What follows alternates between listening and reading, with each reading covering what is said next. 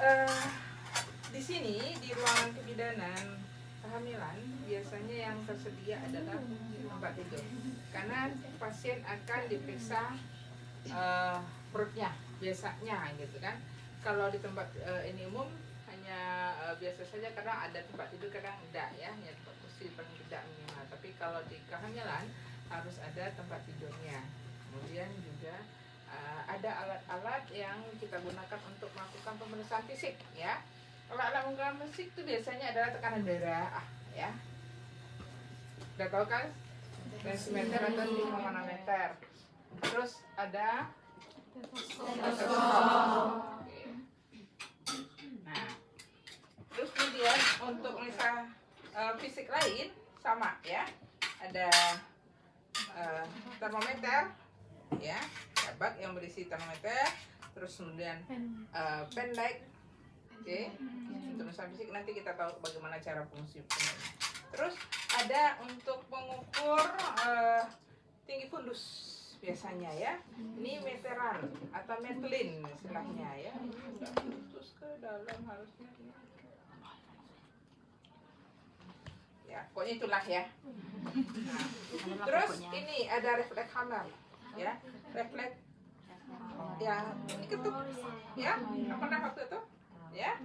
Terus untuk usaha fisik biasa tong spatel atau sudut lidah ya, sudut lidah. Terus karena ibunya harus kita pastikan dalam kondisi gizinya bagus, biasanya kita akan memastikan berapa lingkar lengan atas ibu. Jadi ini namanya pita lila ya, pita lila. Kalau untuk mengukur lila ibunya pakai yang bagian sini, masukin tangannya ke dalam ya. Nanti bagaimana cara mengukurnya nanti pada askap kehamilan. Tapi kita hanya menjelaskan alat apa saja yang digunakan sekarang. Kalau ingin melihat berapa lingkar lengan bayinya, kita balik ini batasnya. Jadi jangan sampai ada berada di batas yang merah, harus di batas putih. Itu yang normalnya.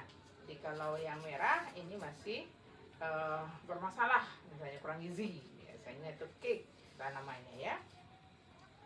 Lingkar lengannya kurang dari sini ya, kurang dari 23,5 batasnya.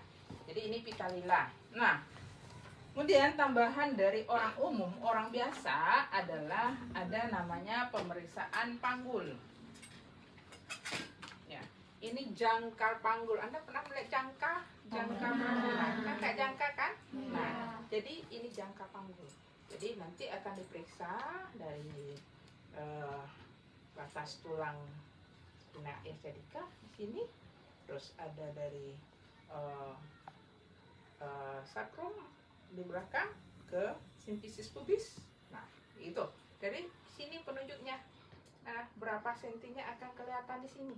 Nanti akan belajar bagaimana standar ukuran panggul yang normal ya. Kita alatnya saja namanya jangkar panggul ya. Terus kemudian untuk menentukan bagaimana kondisi janin, apakah dia sehat atau tidak, yang salah satu untuk menentukannya adalah apakah denyut jantung anaknya normal apa tidak, DJJ anaknya normal apa tidak, dengan mendengar denyut jantungnya.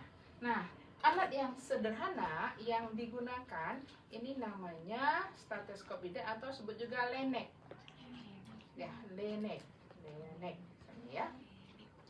Ini menurut Anda yang akan ditaruh di perut ibu yang bagian sini atau bagian sini? Bagian ini? Ya. Ini? Bagian ini? Ya. Ya, jadi bagian ini ditaruh di perutnya. Isi ya, Lady. Ya. Jadi setelah dilakukan palpasi ya, kita lakukan palpasi, jadi kita sudah tahu bagian mana letak kepala, bagian mana letak punggung ya. Bagaimana cara menentukan mana punggung, mana kaki bagian kecil, mana kepala, mana pantat atau bokong, itu dipalpasi.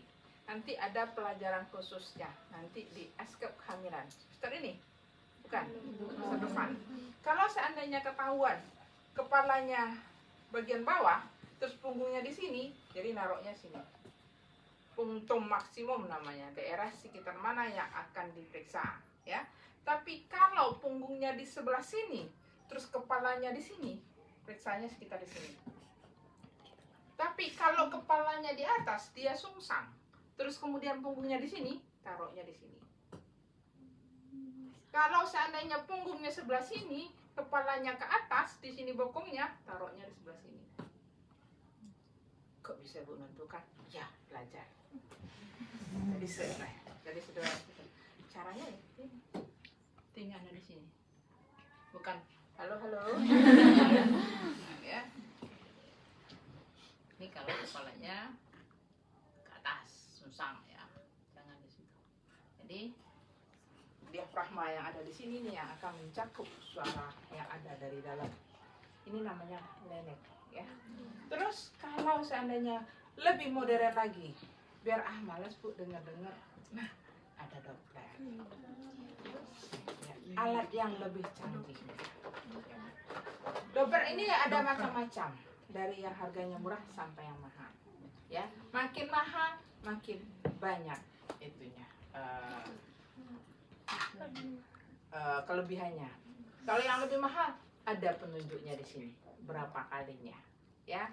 Terus juga akan lebih awet gitu ya. Ini baterai. Jadi kalau seandainya tidak habis baterainya, ya sudah bisa mendengar. Itu yang jadi masalah, ya. Tapi ada yang sekarang yang pakai cas, jadi bisa dicas lagi. Jadi nanti tinggal dinyalakan. Kebetulan baterainya nggak ada, jadi nggak bisa dicoba. Dan anaknya lagi tidur, jadi nggak bisa didengar, ya. Jadi dengar saja di mana punktum. Mana punktum daerah yang akan kita bisa dengarkan denyut jantungnya tadi, taruh aja di situ. Dia begitu. Ya, kan kayak gitu. Ya, nanti kita hitung sendiri, lihat jam berapa denyut jantungnya ini dalam 1 menit. Nah, tapi kalau seandainya ada yang berpetunjuk, langsung di sini tertulis tuh. Kita hitung selama 1 menit. 1 menit. Dah, langsung tertulis di situ berapa DJJ-nya, denyut jantung janinnya. Ya, ini namanya Doppler. Oke, ada lagi yang lebih canggih. Tapi dipinjam di klinik. Kita punya USG. Yang lebih canggih. Ya, bisa dioperasikan. Ya, ibu dulu yang mengajukan. Dikasih, alhamdulillah. Harganya ratusan juta. Ya, dan itu dipinjam klinik. Terus ya sana. Ya, itu alat untuk kebidanan. Selain yang jelas perlu timbangan, pengukur tinggi badan, ya, sama untuk tinggi berat badan biasa. Nah, pada saat Doppler tadi kita menggunakan ini jari ya untuk menghubungkan antara bunyi di dalam dengan ini, dengan adanya jali ini dia akan lebih kedengeran. Begitu juga pada saat dengan USG dia akan lebih gampang pakai, perlu alat namanya jeli. Nah, kemudian kita nanti akan melakukan pemeriksaan fisik umum, salah satunya nanti kita akan melakukan pemeriksaan daerah kemaluan vulva untuk mengetahui nanti apakah ada masalah di kemaluannya, vulvanya. Misalnya ada varises, kalau varisesnya nanti menghalangi jalan lahir, begitu dia nanti kepala muncul, melalui itu terkena varisesnya pecah, susah menghentikan. Nah, jadi kadang kalau varisesnya banyak, dianjurkan untuk ibunya operasi saja, tidak lewat bawah. Nah, untuk mengetahui kondisinya kita harus lakukan bersihkan dulu kemaluannya. Disebut juga dengan vulva hygiene, membersihkan vulva. Maka perlu alat untuk membersihkan vulvanya. Salah satunya adalah kita harus punya tempat nanti untuk menaruh kapas di sini. Kapas DTT. Apa itu kapas DTT? Nanti belajar dengan Ibu Efrina. Ya, ini kapas itu nanti akan kita gunakan untuk membersihkan. Nah, sehingga kita perlu adanya bengkok untuk naruh kapasnya. Nah, seperti itu. HP Ibu di situ tadi. Oke. Terus nanti ini juga pakai untuk tadi, misalnya kita melakukan membersihkan maksilanya ya, pakai taruh di bengkok atau neurobekan. Nah, pada saat melakukan pemeriksaan pompa higien tadi, pemeriksaan genitalia, ya itu juga diperlukan alas bokong atau perlak supaya apa? Pada saat kita bekerja, kalau ada cairannya nanti apa jatuh kapas atau apa tidak mengotori perlak kita. Oke? Jadi segitu ya kira-kira. Nah, ini nih. Oh ya, untuk APD kita tetap sama ya, ada celemek. Ada yang nggak tahu dengan celemek? Kalau di kita namanya ini celemek atau apron. Kalau ada tanya mana apron, ini dia. Mana celemek, ini dia, gitu ya. Kalau ditanya nanti apron jangan kebingungan, ya. Tahu cara makainya? Ya, kalau nggak tahu, silahkan coba. Nah, terus APD yang lain yang bisa kita gunakan biasanya kita tuh pada saat ini perlak alas perlak tadi ya. Oke, sehingga kita memerlukan jadi ya. Kalau kita akan melakukan pemeriksaan pasien berhubungan dengan alat dengan laboratorium, kita menggunakan alat-alat yang sederhana, pemeriksaan laboratorium urin, pipis, sama cek HB ya. Kalau pipis untuk menentukan apakah ada protein di dalam pipis ataukah ada gula di dalam pipis. Kalau untuk menanyakan gula dalam pipis itu bisa reduksi namanya. Tapi kalau untuk menentukan protein di dalam pipis itu ada pemeriksaan protein urin namanya. Nanti Anda akan belajar dengan Ibu Pera gitu ya. Maka diperlukan alat ini. Yang kayu ini yang namanya standar apa namanya ini? Ini apa namanya? Tabung reaksi ya. Standar tabung reaksi. Ini tabung reaksinya ya.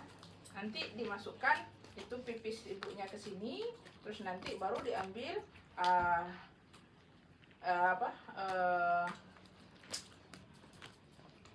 cairan untuk menentukan dia itu warnanya nanti akan berubah itu ya, menentukan gula atau tidaknya ya, dimasukkan ke dalam sini. Nanti lebih lengkapnya akan dijelaskan oleh Ibu Pera.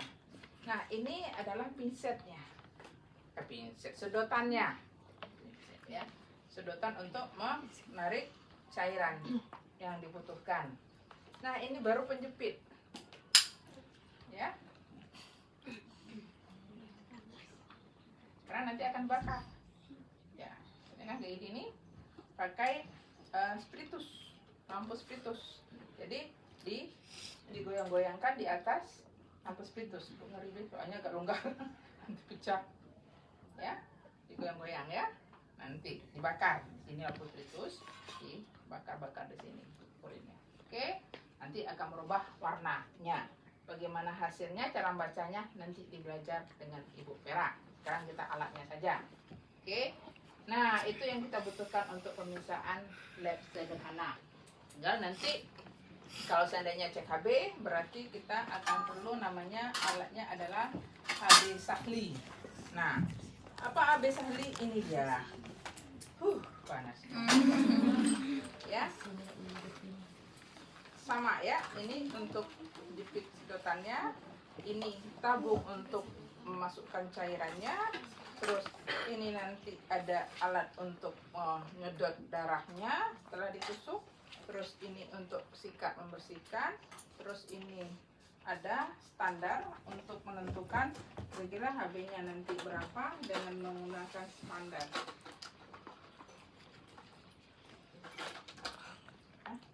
Jadi nanti dimasukkan darah pasien yang dimasukin, terus tambah dengan aquades sampai nanti sejajar dengan warna ini warnanya, terus barulah kita bisa menentukan sudah sama warnanya, terus dilihat baru HB-nya berapa di sini ada angka yang ditunjukkan. Ini HB Sahli namanya. Dan ini alat untuk mengaduknya, ya. Setelah masukin darah, masukin nanti aquades. Nah, itu nanti diaduk-aduk seperti ini sehingga bisa kita ratakan warnanya nanti di dalam. Nah, untuk lebih lengkapnya nanti Anda belajar dengan Ibu Vera, ya. Bagaimana cara memeriksa KB. Ini nama alatnya ini adalah KB Sakti.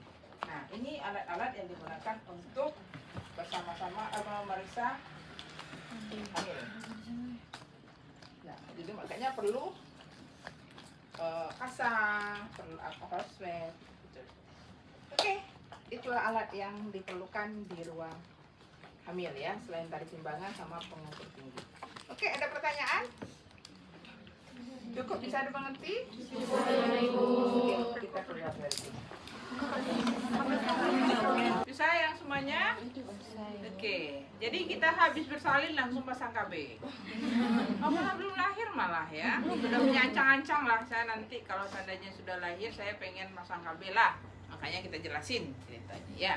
Oke, di ruangan KB akan ada biasanya meja untuk pemeriksaan, meja biasa. Ini biasa juga dipakai untuk pemeriksaan juga bisa. Atau bisa juga langsung dipakai untuk melakukan pertolongan salin juga bisa, karena di sini juga ada meja. Ini namanya meja ginekologi. Untuk KB perannya di sini adalah membantu pada saat pemasangan IUD. Karena di IUD nanti kan kaki orang kebuka. Posisinya nanti Anda akan belajar, itu namanya posisinya adalah litotomi atau bisa juga dorsal recumbent, ya. Kalau yang kakinya diangkat tinggi tuh, jadi terangkat tidak nampak lagi gitu tuh, itu litotomi. Kalau seandainya kaki nampak kan ditekuk nih, misalnya ini kan, ini lututnya, ini tapak kakinya masih nyentuh, itu dorsal recumbent. Nanti Anda belajar dengan Ibu Evelina, gitu ya. Jadi alat-alat yang digunakan kalau di sini ada namanya meja ginekologi ini, ya, meja ginekolog. Terus kemudian sama. Untuk pemeriksaan fisik tetap juga harus diadakan sini, baik tensi, nadi, suhu ya, karena kalau orang yang tekanan darahnya tinggi tidak boleh pakai hormon. Jadi harus dicek dulu untuk dia milih alat kontrasepsi apa yang cocok untuk dia ya. Kalau misalnya orangnya hipertensi nggak boleh menggunakan hormon, jadi tidak boleh disuntik. Nah, kalau dia orang minta suntik, Bu saya pengen suntik KB Bu, nggak bisa kalau tensinya tinggi. Makanya perlu kita cek dulu tensinya. Nah, jangan asal, jangan mentang-mentang dia minta suntik dikasih suntik, kan? Jadi lakukan pemeriksaan fisik, tanda-tanda vital tadi ada tensi, ada stetoskop, ada pokoknya untuk pemeriksaan fisik umum ya. Tambahannya adalah di sini kita akan melakukan, butuh dulu. Nah, kalau seandainya suntik, kita menggunakan banyak instrumen, terus isinya adalah alat perlengkapan untuk suntik, ya, misalnya spet ya, namanya spuit tulisannya, bacanya spet. Tapi kalau hanya nanti yang ada hanya jarumnya saja, ini namanya nal. Ini spet, ini nal ya. Tapi kalau sekarang juga nih namanya spit ya, tulisannya spuit ya. Terus nanti akan ada obat suntiknya. Tergantung nanti obatnya yang mau 3 bulan apa yang 1 bulan ya. Apa beda sebulan dengan 3 bulan? Nanti belajar di Askep KB gitu ya. Ini obat suntiknya. Oke. Selanjutnya di KB ini kita akan nanti, nah untuk suntik ini otomatis perlulah spet, perlu nanti kapas alkohol ya atau alkohol swab ya. Nanti diposisikan. Kemudian ada lagi pil KB ya. Pil KB itu jenisnya macam-macam ya. Ada pil KB yang memang bisa untuk ibu menyusui dan ada yang tidak boleh diberikan untuk ibu menyusui. Apa bedanya Bu Neti? Karena ada hormon tertentu yang tidak boleh dikasih sama ibu menyusui karena hasilnya nanti habis. Nah, apa itu namanya? Apa isi hormonnya? Nanti Anda belajar di KB. Kalau Anda penasaran, silahkan cari sendiri. Kelamaan saya ngajarin sini ya, kayak gitu ya. Oke. Alat kontrasepsi yang lain yang perlu alatnya adalah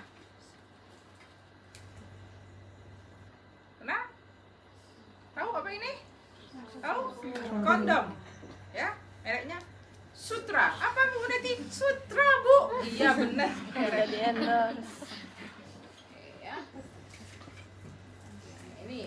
adalah laktasi ya. Ini namanya PKB yang ada laktasi untuk boleh untuk ibu laktasi untuk menyusui. Ya.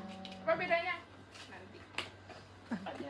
Oke, selanjutnya kita akan suntik sudah sama suntik.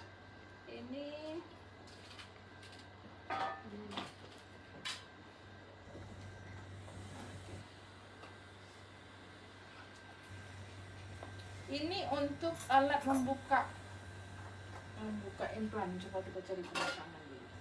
Ada pemasangan di sini, ada enggak pemasangan implan di sini? Tidak ada. Ya. Alat untuk masang implan. Ada nanti alatnya untuk dimasukkan itu. Alat kontrasepsinya enggak ada. Itu dah. Akan dimasukkan implan itu enggak ada. Ya, nanti ada belajar langsung di lengkapnya ya, tinggal melihat. Kalau ini IUD bentuknya seperti T, ya. Kalau yang implan itu dia bentuk kapsul juga. Biasanya ada yang 2 batang, ada yang 5 batang, ya. Nah, tapi kayaknya nggak ada di sini nih. Nah, oke. Nah, ini alatnya untuk masukkan adalah ini namanya klem arteri, ya. Atau bisa juga orang klem bengkok, ya, arteri klem, ya. Ini yang ada penjepitnya seperti ini klem mosquito. Jadi untuk menjepit nanti implannya. Nah, implannya ditaruh di sini nanti terus dikeluarin. Biasanya ini untuk melepaskan, ya. Kalau untuk masang langsung biasanya alat itu yang langsung ditusukkan, ya. Alatnya itu langsung dimasukkan, terus dilepas, terus diambil. Nah, baru ini gunakan untuk melepaskannya. Biasanya kita akan menggunakan pisau dulu, pisau untuk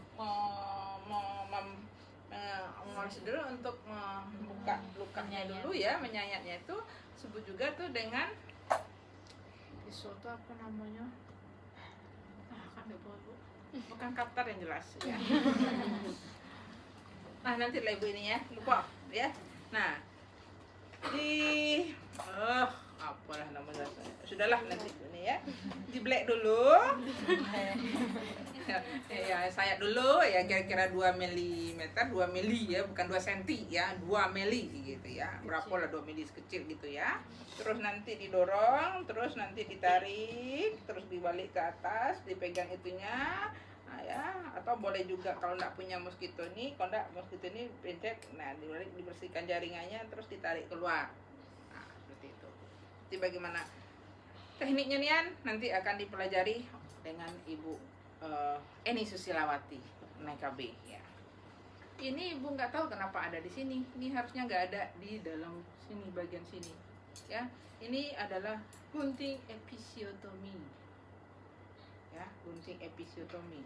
Kenapa ada di sini? Ibu juga heran. Ya.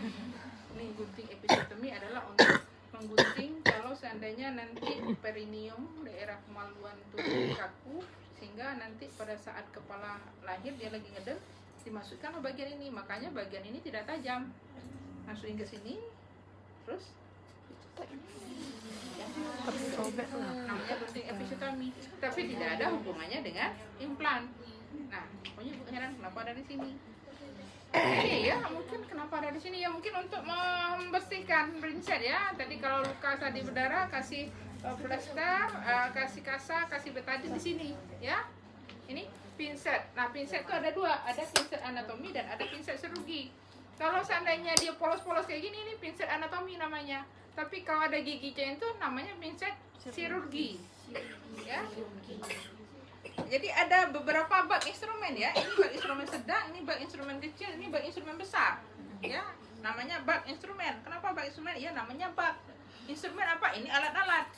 Ya, alat-alat ini namanya instrumen. Jadi itu juga bak instrumen atau wadah dari instrumen. Nah, terus ini untuk menutup ini ada namanya ini duk lubang atau duk bolong. Ya, jadi karena tangan kita yang akan di sini supaya tidak ini steril ya, supaya nanti pada saat proses kita melakukan pemasangan nanti kalau kesentuh tangan ibu, tangan kita ini enggak terkontaminasi, tangan kita tetap steril karena ini steril ya. Nah, biasanya ini di sini ditutup. Oke, ini duk bolong atau duk lubang. Oke, apa kok ada bolong-bolong segala di sini kan kayak gitu ya. Nah, ini alat untuk bekas biasanya kalau mau pakai ini kadang ini namanya duk steril ya, duk steril. Nah, misalnya ditaruh ini di bawah tangan ibu, terus ditaruh seperti ini ya, supaya nanti kalau ada alat yang mau ditaruh di sini bisa. Tapi kalau seandainya mau dipakai ini boleh, terus pasang duk steril ya, terus barulah dilakukan anestesi sampai kebal dulu, baru disayat sekitar 2 mili ya, terus kemudian baru diambil. Oke, ini biasanya pelepasan ya.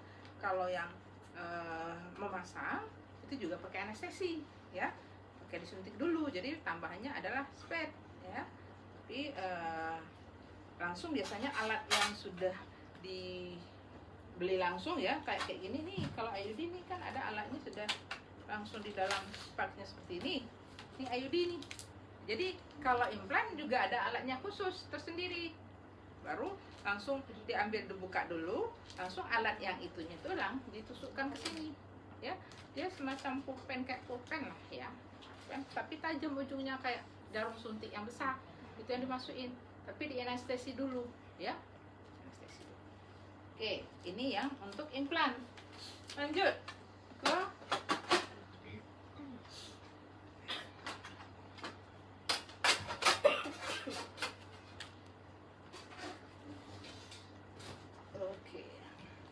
Anda kalau seandainya dia steril, buka ini jangan beginiin ya, tapi dibalik ya. Nah, itu tekniknya kalau barang ini steril. Kalau nggak steril sih nggak apa-apa. Makanya ini ibu udah kan ada kebiasaan ini bukanya kayak seperti itu. Jadi pas buka taruhnya seperti ini, sehingga ini nggak menyentuh ya. Nah, kita masang IUD. Nah, baknya yang lebih gede. Nah, ini ada namanya cocor bebek ya, spekulum cocor bebek, spekulum cocor bebek. Jadi jangan bilang apa tuh cocor bebek, enggak, salah, tapi spekulum cocor bebek. Kalau ada cocor bebek ya nanti ada di luar. Oke, spekulum cocor bebek. Nah, alat yang dibutuhkan untuk masangnya adalah, nah ini kita bersihkan dulu, terus kemudian kita ukur rahimnya, pasang dulu cocor bebek, spekulum cocor bebek, terus kita ukur kedalaman rahimnya dengan namanya sonde uterus. Sonde uterus. Jadi mengukur seberapa, cara megangnya pun tekniknya ya. Nanti belajar KB IUD dengan ibu, insya Allah sampai umur. Jadi masukin situ ya. Ini sonde uterus ya. Setelah tahu berapa ukuran rahimnya dan akhirnya diukur ke alat ini. Ini ada nama senti-sentinya ya. Jadi dimasukkan ini dulu, terus dilipat ujungnya ke dalam, dipindahkan gelang birunya. Nah, itu nanti untuk menentukan seberapa dalam rahimnya. Jadi ini tertulis ada senti-senti kan? Ada senti ya? Ada senti ya, itu namanya sonde itu terus untuk mengukur. Namanya mengukur pasti ada alat penunjuknya ya. Ada sentinya di dalam situ ya. Ini ya, kelihatan kan? Nah, itu. Nah, setelah kita tahu berapa ukuran sondenya, kita akan masukin ke dalam. Sebelumnya kita bersihkan dulu di dalam. Nah ya, bersihkan dulu di dalam supaya apa? Jangan nanti yang dari luar kita masukin ke dalam, akhirnya ke bawah nih kotoran yang dari luar ke dalam rahim gitu ya. Maka kita bersihkan dulu dengan ambil kapas, masukin ke dalam, jepit ya, bersihkan. Namanya penster clamp ya, atau clamp opum ya, karena bentuknya kayak opum bulat ya, penster clamp. Nah, terus supaya rahim kita tidak pada saat dimasukkan nanti ini ke dalam, ini masukin ke dalam, ininya pendorongnya pindahin ke dalam nanti ya, maka dipeganglah mulut rahim kita supaya dia tidak bergeser-geser dengan menggunakan tenakulum. Ini namanya tenakulum, penjepit. Ya, tenakulum.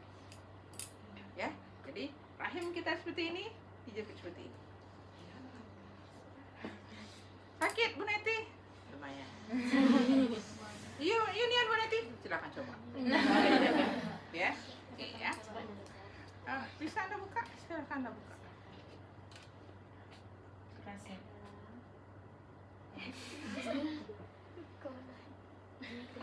Kenapa Anda bisa buka? Kenapa Bu Neti gampang buka? Ditekan ya, tekan dulu baru buka. Coba Anda buka.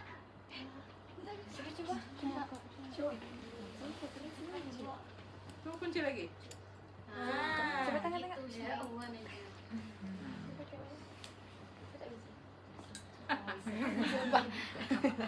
Itu ya harus dilatih. Ada seninya, ya. Tidak semua orang bisa. Nah, jadi pencet dulu. Pencet dulu. Nggak bisa Anda buka. Apalagi kalau dia baru. Ini karena sudah lama nih, jadi lebih gampang. Ya, oke. Udah, sama mainan baru. Sudah. Tenakulum. Ya. Nah, ini ada klem ya. Kalau tadi klem bengkok ya, kalau ini klem lurus. Ya, ini kan lurus. Nah, kalau dia klem anatomi yang lurus, kalau yang ada yang gigi di sini ada klem serugi ya. Oke. Ini biasanya untuk bersihin juga dalam. Kalau diperlukan pinset, ada pinset ya. Terus nanti pada saat kita akan sudah masuk kan, kadang kan benangnya ini kepanjangan, jadi digunting. Nah, gunting ya. Nah, ya. Terus kalau seandainya kita buka, sama saja kita menggunakan spekulum cocor bebek, terus kita bersihkan dengan plester klem atau dengan klem tadi ya. Atau kalau seandainya nggak ada ya sudah ini, tapi biasanya nggak sampai ke dalam, agak susah ini, agak pendek ini. Pokoknya saya bingung kenapa ada sini gitu ya. Nah, terus kita akan membuka lagi. Tadi kita masang, sekarang kita mau melepaskan. Nah, kita melepaskan ya.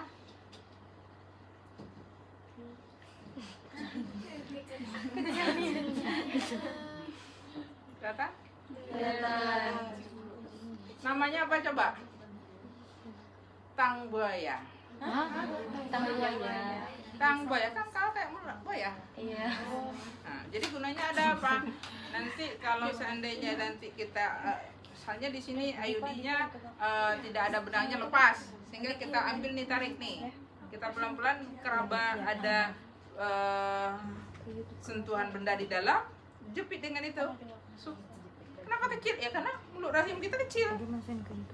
Mulut rahim seorang wanita itu kecil, ya paling juga 1 cm itu sempit gitu ya, atau 1 cm lah ya untuk lewat darah menstruasi baik, gitu kan. Jadi kalau masuk dalam tuh ini, nah mungkin pelunya segede apa kali nak masukin ya, nah mungkin belum nak segede ini nak dimasukin ke dalam, bisa ya. Jadi pakai yang kecil, makanya bentuknya kecil, ya. Ada keraba. Tapi kalau seandainya benangnya kelihatan, ya sudah pakai plester klem saja. Ini mulut rahim nih, benang menjulur ke sini. Nah, repot perlu nak pakai ini repot nih. Nah, sudah jepit di sini sudah. Saya tarik ya. Terus ada lagi nih. Ada lagi. Ini namanya pengait IUD. Kalau dia juga ada di dalam. Biasanya ini kalau dulu ya, kan dulu kan spiral itu kan kayak letter S ya. Iya. Jadi bisa gampang nariknya. Kalau sekarang ini KKNT itu agak susah. Makanya lebih digunakan yang menggunakan seperti ini, tang buaya ya. Tapi ini juga bisa ini penggaitnya. Jadi kalau bentuk S dimasukin situ kan bisa ditarik keluar. Nah, kayak gitu. Kalau seandainya benangnya sudah nggak kelihatan. Tapi ini pengait iodin. Oke, itu yang kita gunakan. Tambah lagi paling nanti ya itu tadi untuk melakukan pulpa hijin sama tadi ya belum lagi dulu. Perlu sarung tangan, handscoon ya. Nah, handscoon untuk memegang alat-alat sterilnya tadi.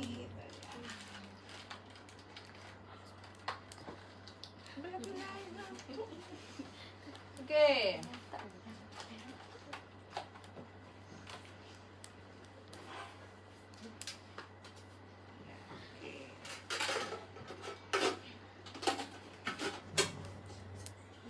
Kalau ada yang tertaruh-taruh di sini nih, ini namanya biasanya itu korentang.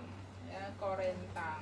Ya, korentang ini tujuannya adalah mengambil barang-barang yang steril. Tapi ini harus disterilkan juga dulu. Nggak boleh ini yang tidak steril. Nah, jadi kalau ada barang yang akan kita ambil steril, kita buka, kita tinggal ambil. Tapi ini disterilkan.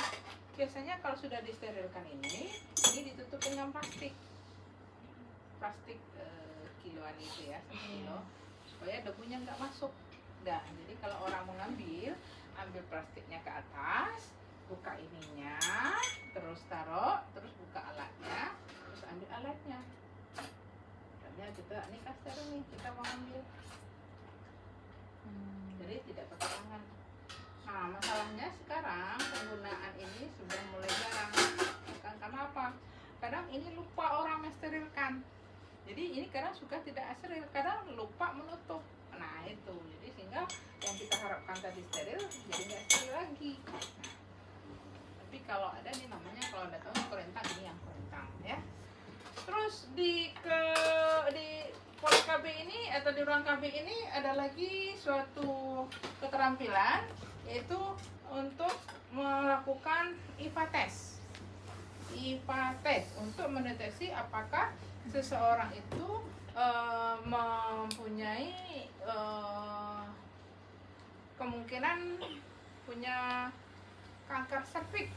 Ya, kayak gitu. Jadi dilakukanlah dengan melihat lendir ataupun sel yang ada di mulut rahim itu. Nah, ya. Alat yang kita gunakan ini namanya spatula aire. Spatula aire. Nah, jadi caranya nanti langsung Anda nanti belajar kayaknya di KDK, bukan dengan ibu. Ya, masuk ke dalam nanti, ini mulut rahim, nanti masuk sini, ya, terus diputar, terus masuk di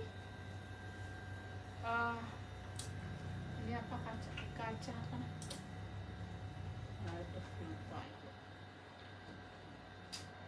Lupa nanti ini ya. Banyak enak ingat. Objek gelas. Jadi sudah ada tadi, terus diolesin. Nah, sudah diolesin, nanti akan direndam dengan alkohol 0,96% atau 95%, bukan 70%. Supaya apa? Supaya dia nanti pada saat dibaca kelihatan. Jadi dia tidak mati, dia kering gitu. Dia sudah ditempelkan dengan adanya alkohol tadi ke dalam kaca. Baru nanti dibawa ke mikroskop, ke lab orang yang bisa membaca ya. Ini namanya objek gelas. Ini spatula aire. Ada juga nanti kalau seandainya yang dibuka ini bisa juga dengan menggunakan untuk ini namanya bukan kataswa ya, ada lagi istilahnya lupa. Karena sudah lama tidak megang pelajaran ini. Suka bikin deh ya. Jadi ini tujuannya adalah nanti dioleskan di mulut rahim kan. Satu saja, jangan dua belah. Satu saja diambil, masukin ke dalam, ambil lendirnya. Ya. Ini biasanya untuk swab lendirnya ya, lendir itu di swab, diusap ya, swab itu hasilnya diusap. Tadi kan untuk melihat jaringannya yang sel-sel yang ada di sini, jadi sekalian dengan itu ya. Oke. Nah.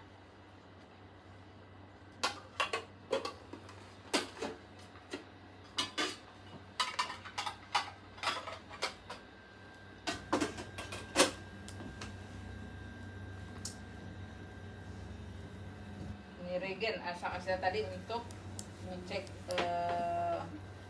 protein urin tadi. Ini gelas ukur ya. Kalau seandainya kita perlu gelas ukur, mau meriksa bikin klorin, boleh pakai gelas ukur. Sama pakai nerbeken, sama ada nyamkom kecil juga. Terus sama APD perlengkapan. Ya. Kalau di kebidanan ini kita akan melihat barang antik semua, ya. Ya, barang antik kan? Enggak lah, sudah punya semua kok gitu.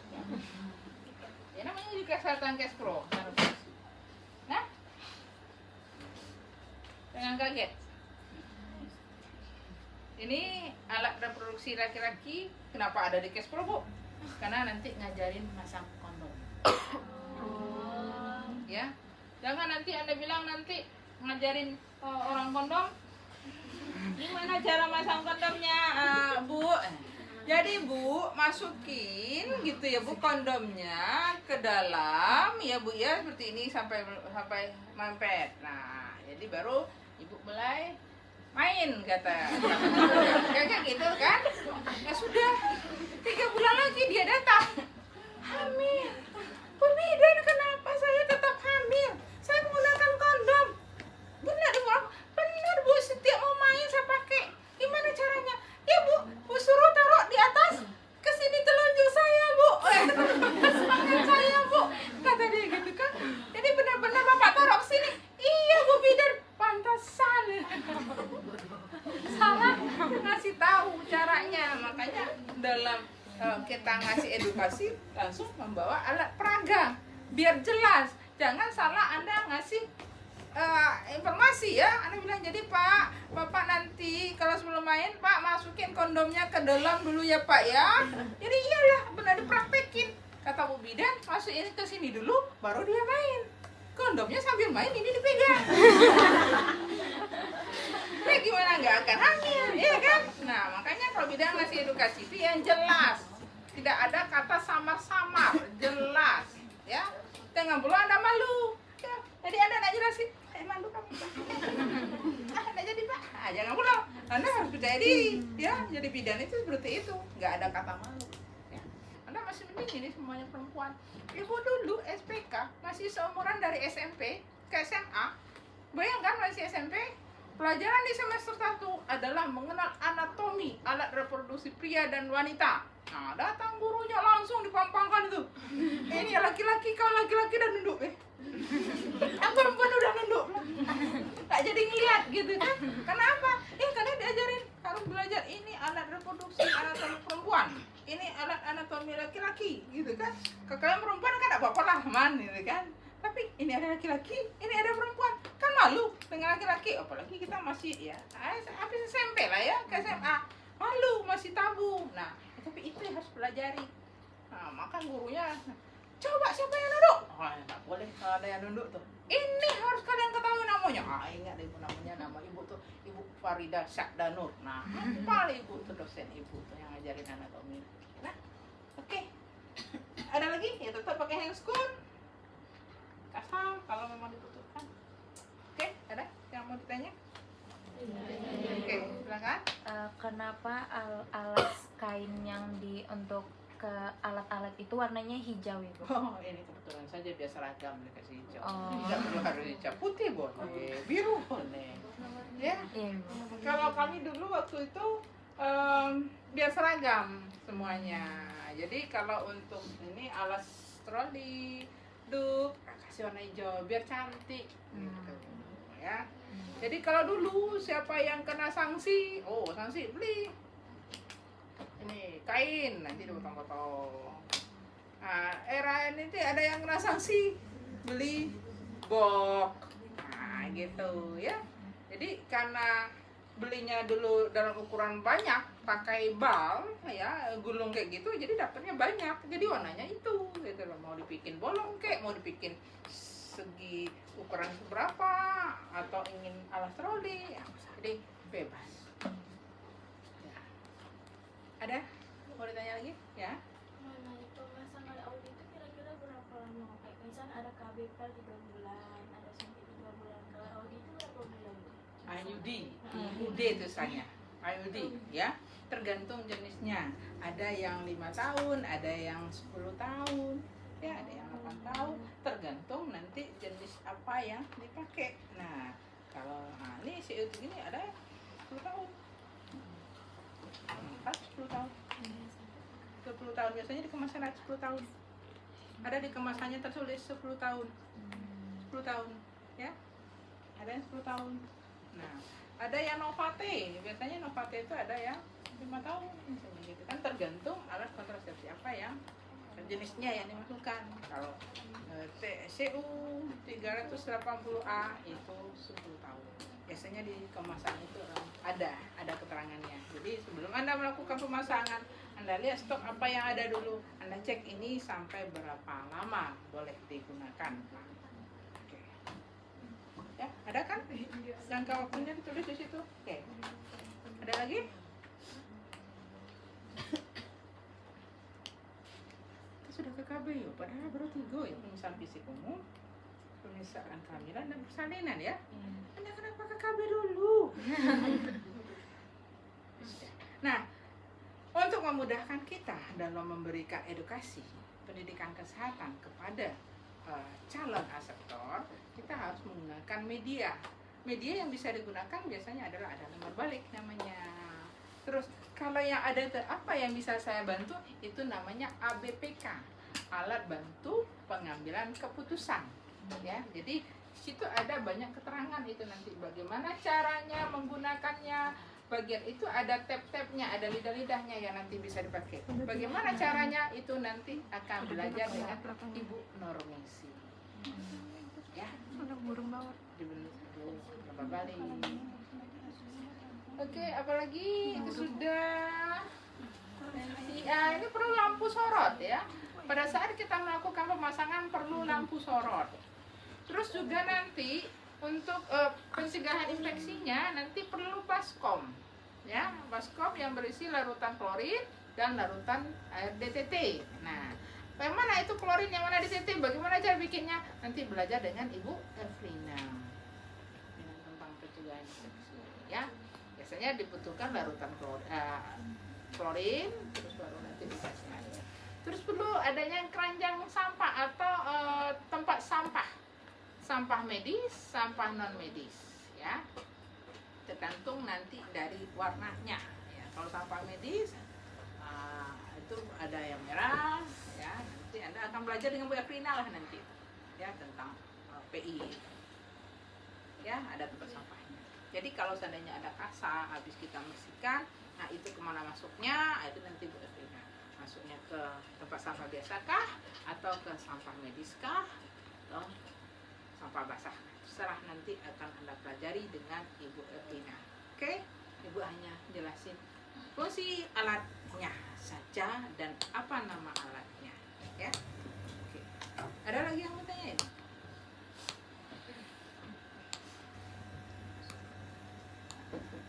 Ya.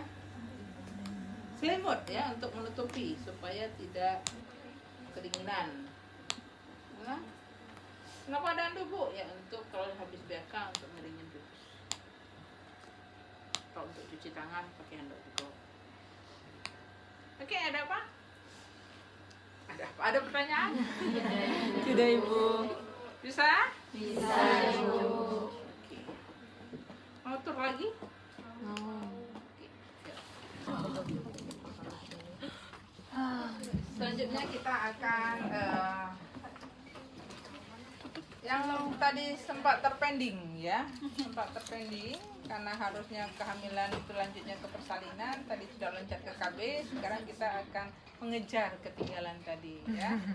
Sekarang kita ada di ruangan persalinan. ruang bersalin ya. Apa saja alat-alat yang ada di ruang bersalin? Sama, alat untuk ngecek tanda-tanda vital, sudah tahu alat-alatnya ya. Terus kemudian tadi sama ya, harus ada ngecek.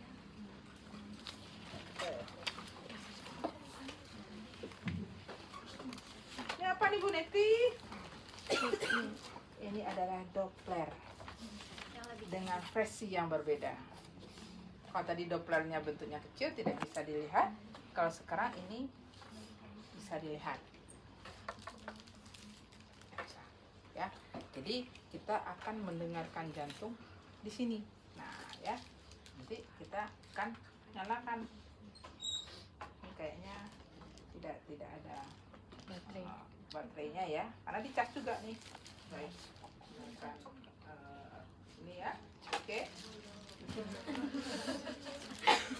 Kita pakai jeli dulu ya. Ini bentuk Dopplernya ya. Jadi untuk bisa memastikan bahwa kondisi janinnya dalam kondisi sehat atau tidak ya.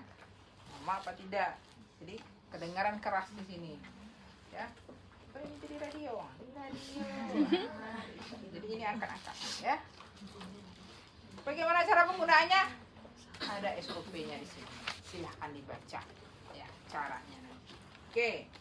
Terus jelas alat tadi kasih intip dulu apa isinya.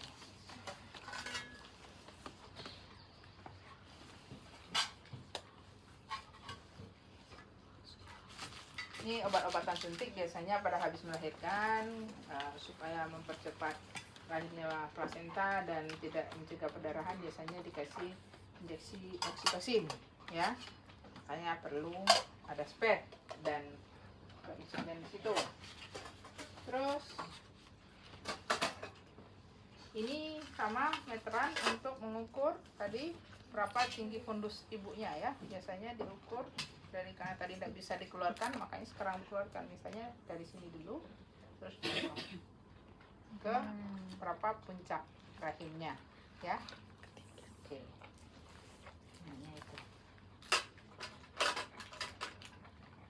Senter dan termometer. Oh, ini untuk jari ya.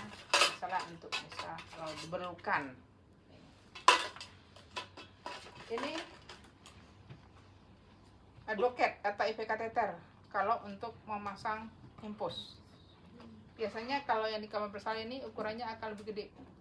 Ya, tapi kalau biasanya untuk yang perdarahan ya, jadi biar cepat ya. Tapi kalau enggak, yang nomornya nanti Anda akan belajar di pelajaran impus, ukuran-ukuran IV kateter. Nah, ini alat yang dibutuhkan.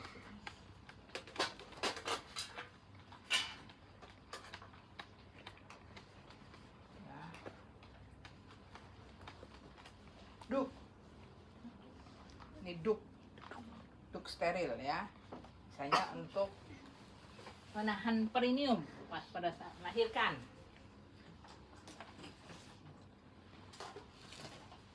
Caknya ini ya. Jadi nanti ditaruh di bawah kan, ditaruh di bawah. Terus juga ditaruh, ambil satu lagi nih. Nah ya, ini biasanya akan bentuknya seperti ini.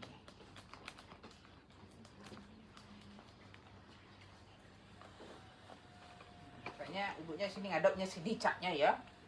Nah, jadi ibu tolong angkat pantatnya dikit bu. Oh angkat gitu ya. Bentuknya seperti ini nanti tuh ya. Saya akan lebih gede dari ini. Nah ya, jadi nanti pas kepala turun, nah kan ini ya, ini biasanya duknya lebih gede ya. Terus ini untuk menahan ya, menahan. Ini harus ada kasar di sini, kasar untuk menahan bocah kepalanya. Ini kita menahan premiumnya ya. Ikan termepet biasanya itu akan lebih, pantatnya akan lebih tinggi lagi ya. Nah untuk menahan maka perlu ada duk steril. Nah terus apa lagi yang perlukan? Nah setelah kepala lahir diikutin akan dibersihkan dengan basah. Terus kalau bayinya tidak langsung menangis ya, biasanya dilap dulu ya dengan pasta sudah, terus kan ditarik keluar ya, ditarik keluar. Kalau bayinya takutnya ada cairan di dalam hidungnya kan, begitu dia sudah keluar, bayi ditaruh di atas perut ibu yang sudah dialasi dengan handuk, maka bahan yang digunakan lagi adalah handuk ya. Taruh handuk di atas perut ibu, kayaknya ada handuk lah di sini lah ya, handuk ibu taruh handuk, harusnya ada handuk ya. Gitu bayi lahir, taruh di atas. Kalau bayinya terus dikeringin dulu, terus nanti ada yang namanya ini delay. Jadi kalau ada cairan di dalam hidungnya, supaya kita bisa isep, kita tarik ya hidung bayi ya. Ini lunak, tapi ini kalau anda cuci ini jangan hilang, soalnya nanti kalau keras nanti susah. Jadi di hidung dulu, masuknya kira-kira 2 cm 3 cm. Nanti di luar dulu, baru masukin ke dalam, tarik, masukin ke bengkok. Nah, tarik, pencet dulu, baru masukin lagi ke hidung, baru tarik. Jadi cairan yang ada di hidung dari waktu dia lahir itu ya keluar. Jadi masukin lagi. Jangan anda di sini, Sut, di situ. Nanti justru masuk cairannya ke dalam. Makanya hati-hati.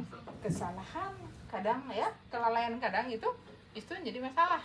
Makanya harus perhatikan ya, hati-hati nih. Pencet dulu, baru masuk, baru tarik. Nah, terus hidung, habis itu ke mulut. Kalau ke mulut biasanya 5 cm ya. Jadi pencet dulu, masukin ke dalam mulut, pencet, terus baru ke bengkok ya. Ini namanya dili ya. Atau oke. Nah, setelah lahir, oh ternyata bayinya bagus. Lakukan pemotongan tali pusat. Untuk melakukan pemotongan tali pusat, nah kita jepit dulu pusatnya, panjang tuh. Nah, kira-kira 5 cm dari pangkal pusatnya, jepit tuh.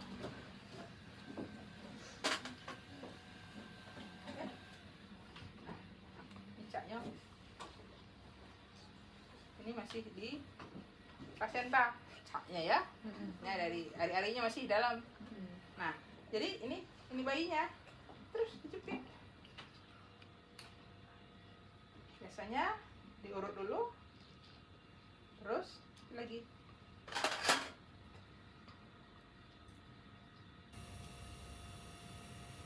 Ya.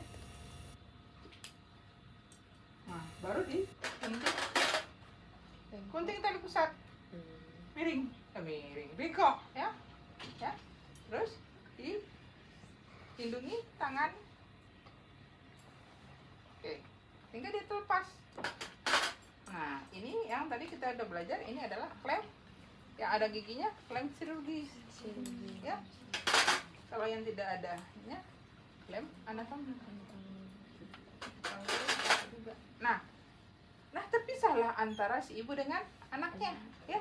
Anaknya dilanjutin proses perawatan bayi baru lahir. Itu di kamar itu nanti kita bicara ya. Sekarang kita lanjutkan persalinannya. Jadi ini tadi ada klem. Nah, pada saat kita melepaskan itu, kita harus melakukan penjepitan tali pusat atau pengikatan tali pusat. Nah, masalahnya sekarang ikat tali pusat udah ada. Dah sedang pengikat tali pusat ya. Terus udah ada. Oke, diikat dulu ya sudah, sehingga klem bisa dilepas. Darahnya nggak ngalir lagi. Coba bisa dibuka nggak? Aspainya bisa dibuka tak? Oke. Nah, ini klem sudah kepake. Ini tali pusat ya. Nah, tadi lupa ibu. Nih, insert anatomi tadi ya, gunting anatomi tadi. Kalau seandainya perineumnya itu kaku, supaya bayinya cepat lahir, ditolong dengan bukan episiotomi ya, gunting episiotomi. Sama. Apa ini bu? Cuma sebelah. Oke, tadi. Ini setengah kokar ya. Kalau tadi kan klem kokar, ini karena dia setengah jadi setengah kokar. Tujuannya apa? Ini untuk memecahkan ketuban. Jadi kalau pembukanya udah lengkap, ibunya sudah pengen ngeden, ketubannya masih belum pecah, ya jadi dipecahin. Ini pakai ini, jadi masuk tangan kita. Bagaimana caranya? Anda akan belajar nanti. Aku jelasin fungsi alat dan nama alatnya. Oke. Ibu nggak tahu nih untuk apa. Kok ada di dalam situ? Gunting. Banyak digunting ya? Gunting Nggak kasar. ada. Kasar untuk apa digunting? Tidak ada fungsinya. Mungkin salah masuk, salah bon. Mahasiswa kadang asal naruh. Di latihan kadang naruh. Nah, harusnya ini adanya itu nanti di set, heating set. Ini namanya partus set ya. Partus set, artinya partus itu lahir. Jadi alat untuk menolong persalinan biasanya partus set. Baru akan ada nanti di alat heating set. Karena untuk mengunting, ini gunting benang nanti pada saat kita menjahit. Nah, apa ini? Wah, apa ini kok gitu? Kasar. Ternyata ini kasa. Ya, kasa. Ya. Jadi nanti untuk bebas. Tapi Anda menggunakan gigi ini, pegang-pegang ini harus pakai senscon. Kalau dia masih tetap ketutup di sini, berarti dia dalam kondisi steril. Jadi kalau ngambilnya itu pun Anda harus pakai steril atau pakai pinset misalnya kalau memang dia masih dalam tutup. Oke. Tapi ada juga nanti ada bentuknya suka seperti ini, tapi itu bukan kasa, tapi kapas di dalamnya, tapi akan lebih kecil. Itu biasanya tampon vagina, kapas yang taruh di dalam. Tujuannya adalah apa? Pada saat kita heating, kadang kan darah ngalir juga terus dari dalam tuh. Jadi kita taruh dulu di dalam supaya darahnya tertahan, kita enak untuk menjahit dulu heating. Nah, makanya ini lebih kecil dulu. Tapi biasanya ini akan ada benang panjang yang menjulur. Tujuannya apa? Untuk mengingatkan kita bahwa di dalam ada sesuatu. Ya, jangan lupa heating sudah, ini masih tersimpan di dalam. Ketutup, akhirnya darah nggak bisa ngalir. Akhirnya apa? Busuk di dalam darah. Ya, ini bisa jadi busuk di dalam. Nah, makanya perlu hati, ya. Apa yang akan gunakan untuk ini heating? Heating itu artinya menjahit, ya. Heating set. Kenapa banyak ini? Nah, kan gitu.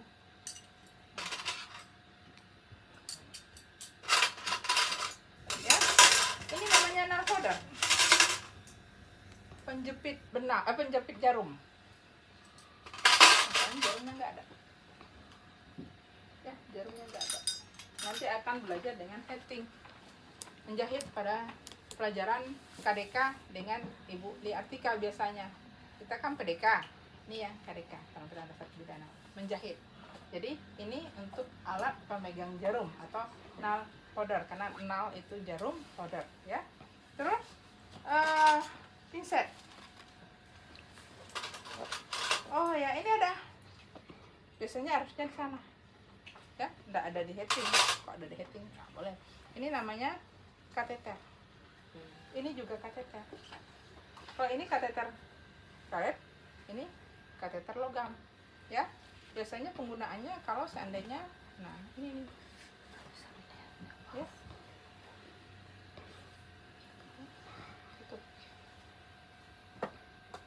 Untuk dimasukkan ke dalam uretra perempuan. Di atas ya, langsung di bengkok. Tapi ini biasanya sekali pakai, hati-hati ya. Kadang takutnya ini biasanya digunakan pada saat pasien mau melahirkan, hati-hati supaya nggak terkena kepala bayi ya. Oke, terus dibersihkan. Tadi ini alat membersihkannya, pasnya sini. Terus pinset sudah, nail powder sudah, ini pinset chirurgi ya, karena dari tadi kan kita belum lihat. Nah ini yang ada giginya, yang ada giginya. Ini beda, ada. Ya, ya ada beda. Ini chirurgi, ini yang anatomi. Oke, ini nail powder dua, ya. Bentuknya seperti ini. Beda dengan yang klem, ya. Kalau klem, ininya kesininya lebih panjang. Kalau ini lebih pendek, ya. Ya, ini lebih panjang, ini lebih pendek. Ini klem, ini nalkoda. Oke, ini untuk gunting benang. Ada lagi gunting. Nih, bentuknya seperti ini. Itu untuk heading atau membuka jahitan. Jadi masukin ke dalam jahitan. Benang. Terus, ya. Ini biasanya gunakan adalah ya.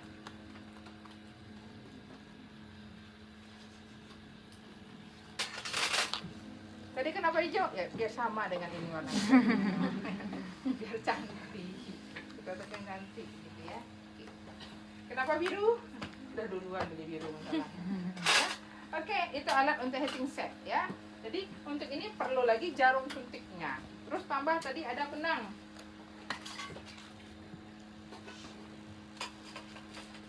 Ya. Di sini ada benang di dalam sini. Ada jarum juga di situ. Tergantung nanti apakah jahitannya itu ditaruh bagian dalam atau keluar. Kalau di dalam biasanya bisa langsung jadi daging. Kalau yang di luar tergantung, kalau kita mau seandainya kita tidak mau lepaskan langsung menjadi daging. Kalau yang pengen dilepas, benangnya ada. Nanti Anda pelajari lebih lanjut dengan Ibu Lia Atika Sari. Bagi-bagi tugas, bagi-bagi rezeki. Ya, ini kapas DTT, tapi sebenarnya bentuknya bukan seperti ini. Ya. Apa? Ya.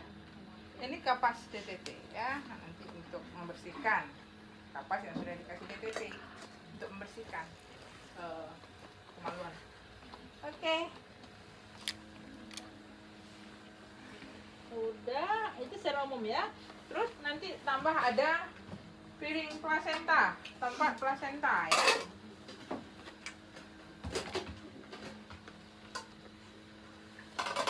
Biasanya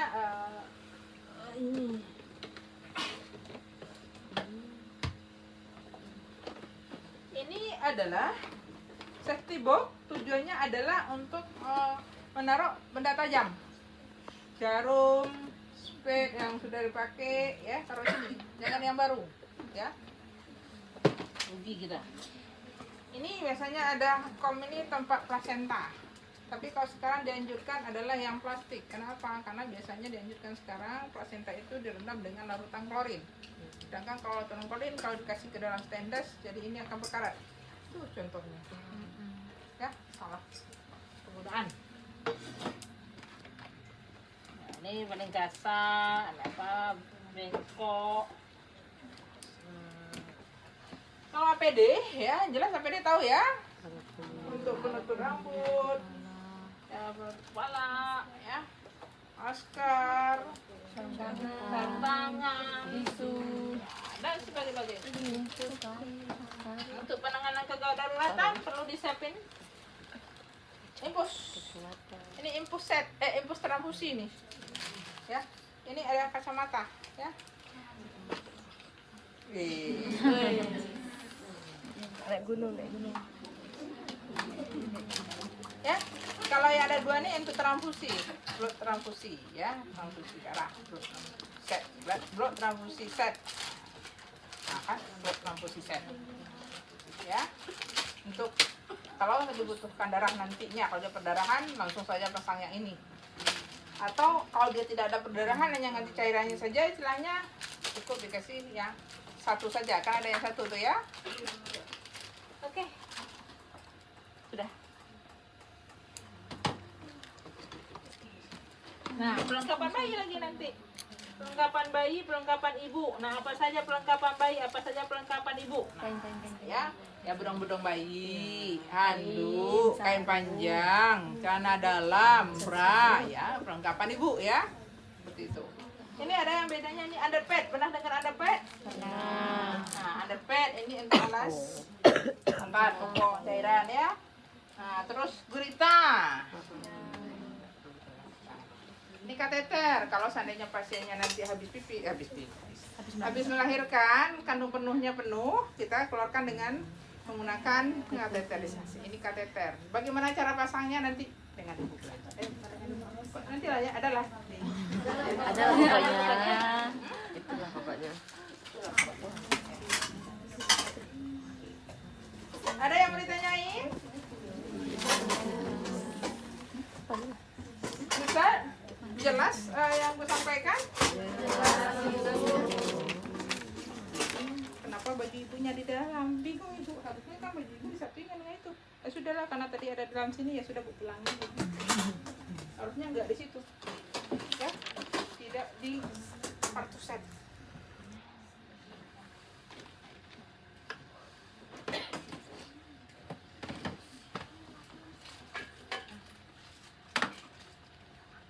Kita harus tetap waspada, takutnya ada perdarahan, tetap untuk penanganan kegawat daruratan harus tetap ada, jadi harus ada infus, cairan infus.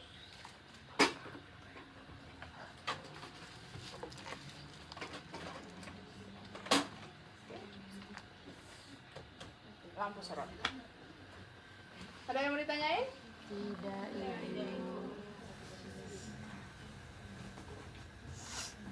Kita tetap waspada, jaga-jaga harus ada oksigen ya. Kadang ibunya tidak sadar harus ini, bayinya asfiksia kasih oksigen. Jadi harus ada bot pelindung diri ya. Itu ada ember kain kotor yang bertutup, ada keranjang sampah medis dan non medis ya. Terus juga nanti ada pispot kalau memang pasiennya harus pipis di pispot ya. Tambahannya ya. Kebetulan tidak ada baskom, harusnya ada baskom DTT dan klorin ya. Jadi habis kita alat itu bisa diproses dengan menggunakan klorin. Oke, ada pertanyaan?